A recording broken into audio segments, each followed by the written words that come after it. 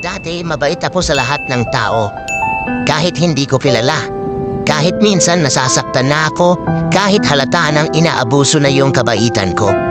Palagi kong iniisip na mas mabuting magpakumbaba, magtiwala at magbigay.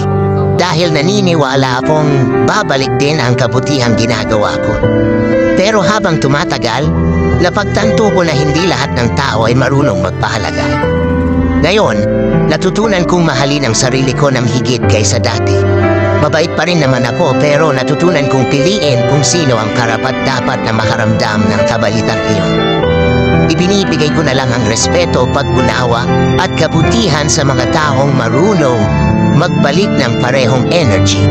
Hindi ito pagiging madamot. Ito ang pagpapahalaga sa sarili. Kasi sa totoo lang, hindi masama ang maglagay ng limitasyon. Lalo na kung para ito sa kapakanan mo. Kaya sa mga mababait sa akin, mas mabait ako.